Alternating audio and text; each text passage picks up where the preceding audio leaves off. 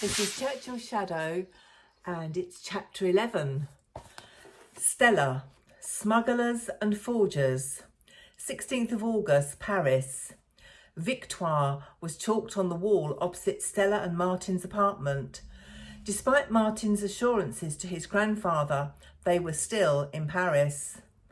Stella cuddled up to Martin on the sofa to listen to the BBC World Service. We urge our listeners in occupied France to go out during darkness and chalk the V sign on doors, walls, pavements in order to disturb the morale of the Germans. We need more than words, Martin said to the radio set. We need troops and tanks to stand up to the damn Germans.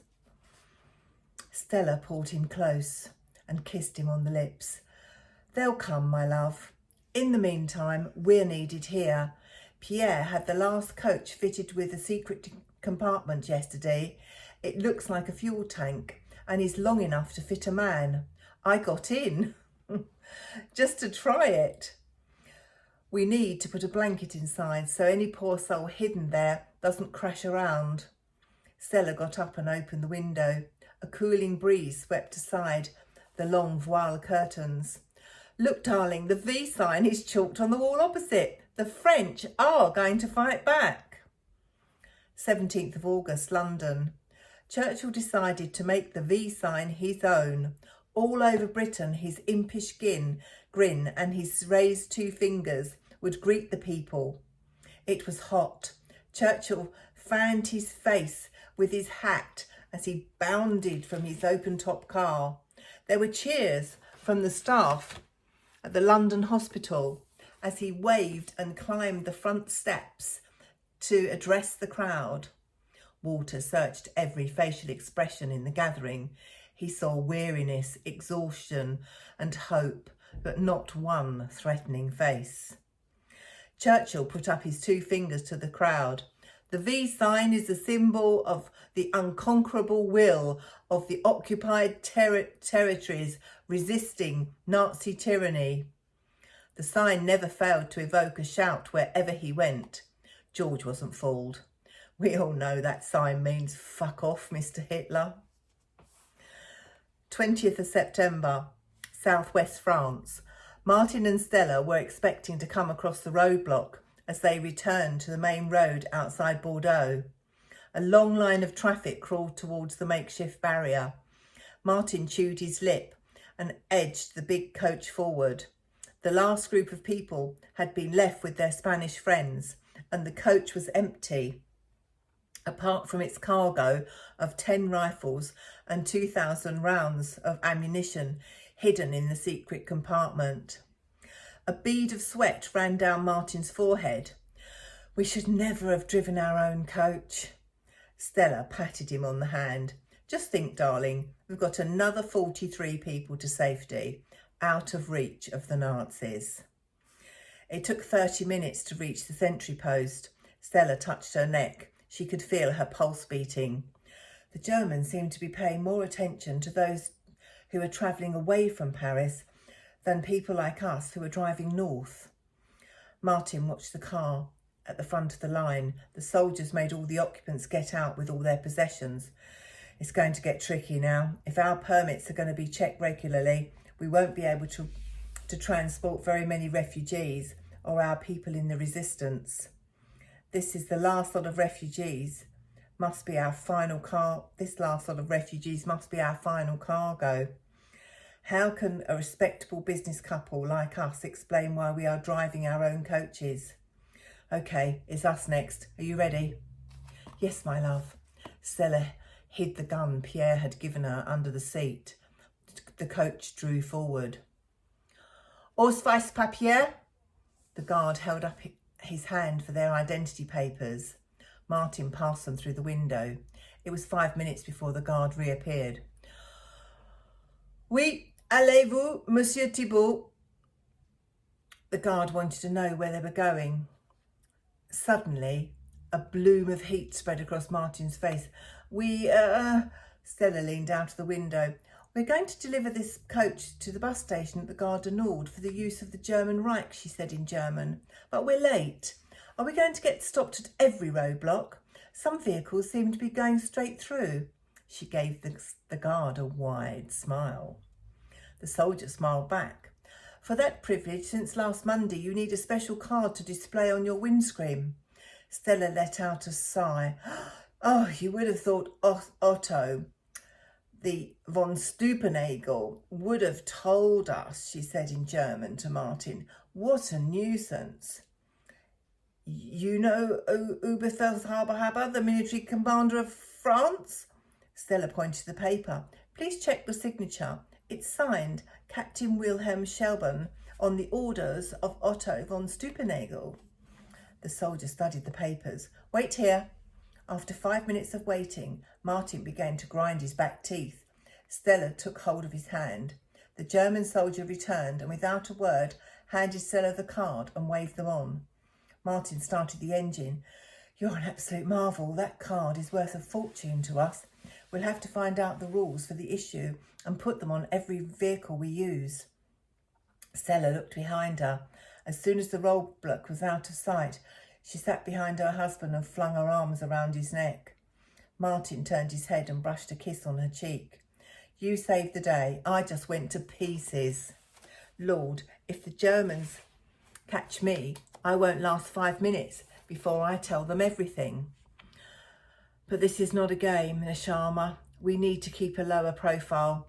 Over 3,000 Jews were arrested in Paris in May, and although the Nazis ordered it, the French police carried it out. And no one knows where they've been taken. Some say there's a camp on the edge of Paris, and that's where they are now.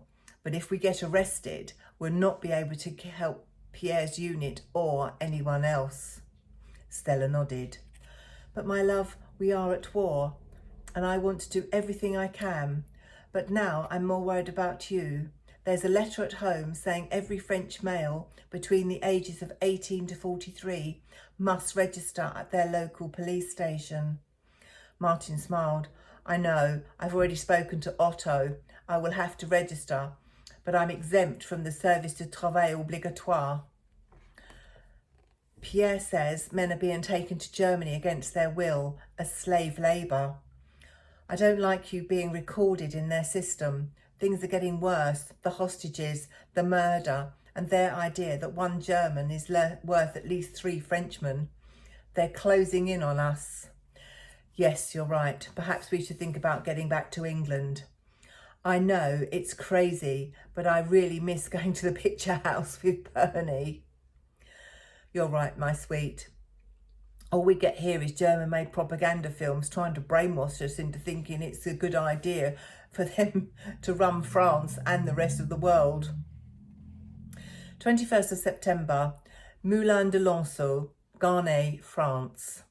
Martin drove the Citroën Traction Avant to the watermill at Garnay, a small village south of Paris, where a local miller and his wife were hiding local boys from being deported to German work camps.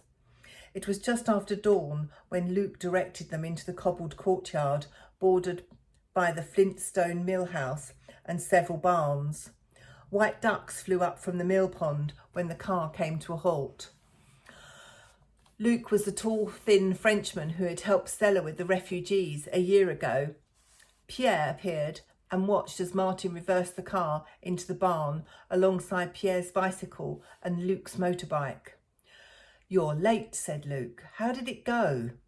Martin opened the heavy millhouse door. All as planned.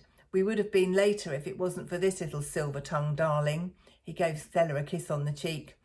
Won't the young miller and his wife be in big trouble if the Germans find out what's going on here? No, the couple have gone. We took them to the coast last night.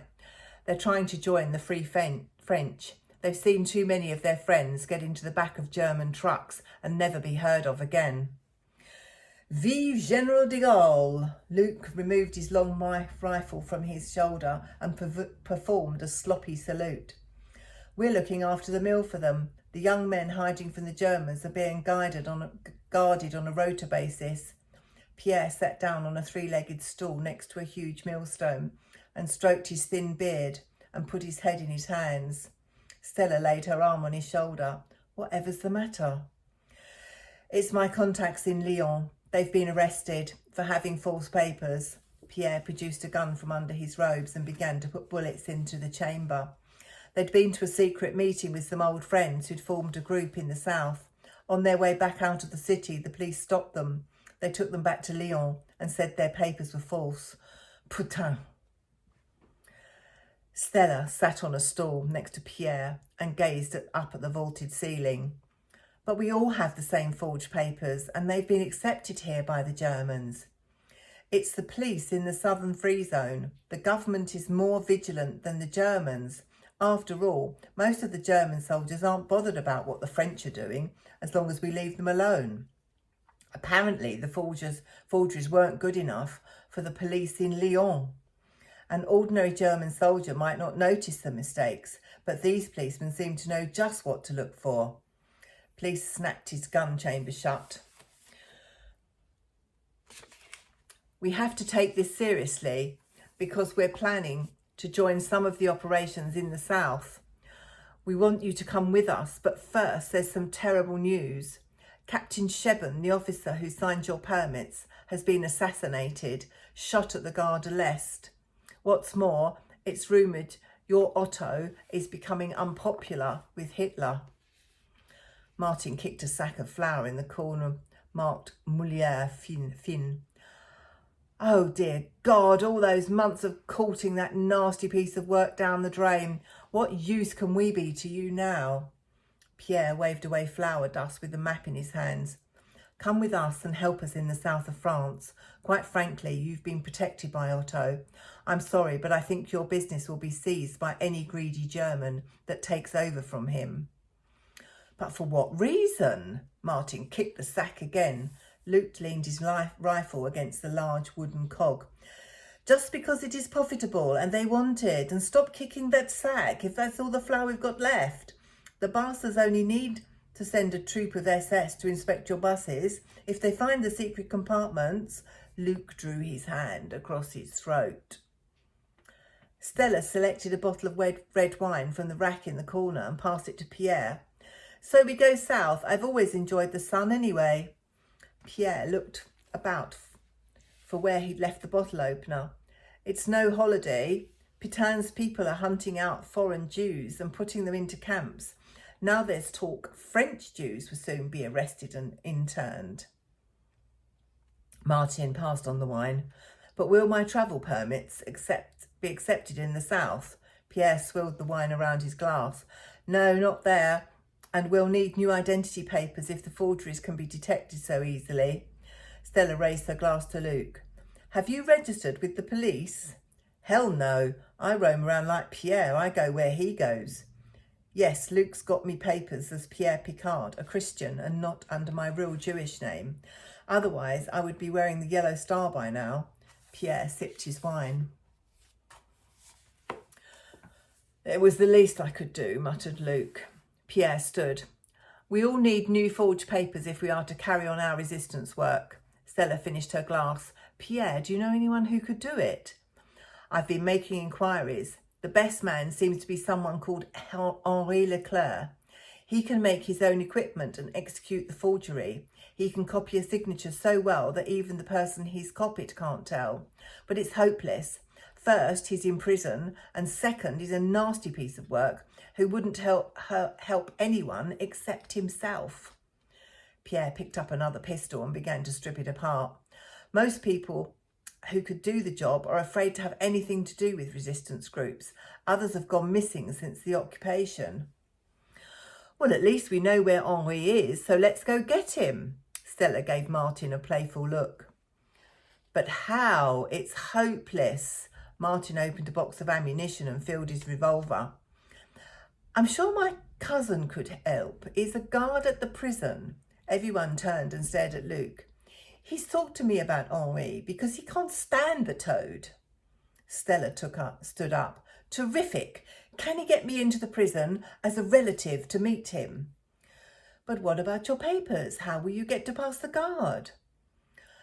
There'll surely be more suspicious in a prison. Martin's eyes signalled his disapproval.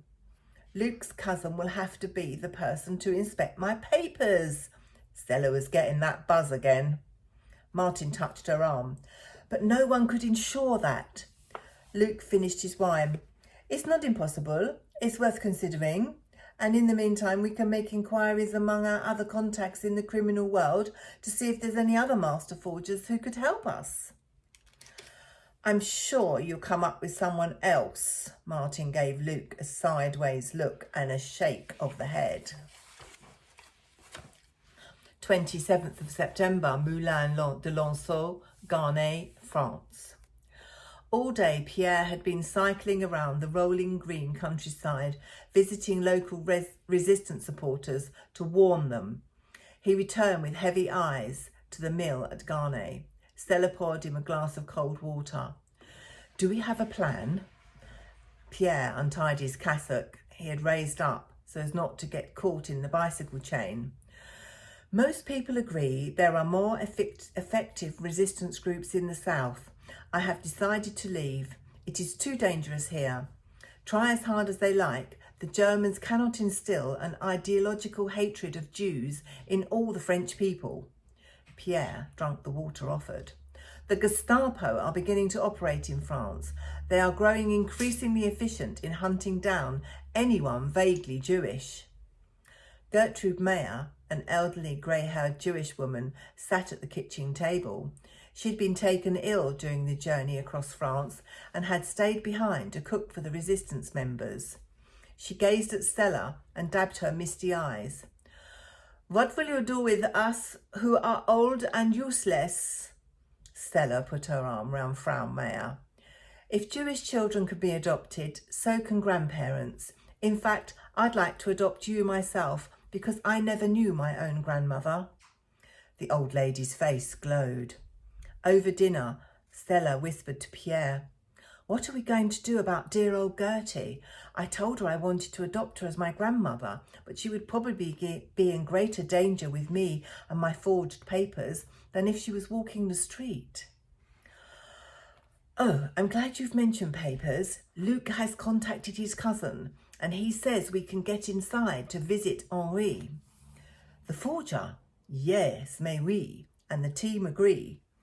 Anyone could convince him to escape and help us, it would be you. He has two loves. One is painting pictures and the other pretty women. Is there no one else we could use? Someone who's not in prison? We've contacted other forgers, but they're afraid their skills are not up to the task. Unfortunately, Henri is the best.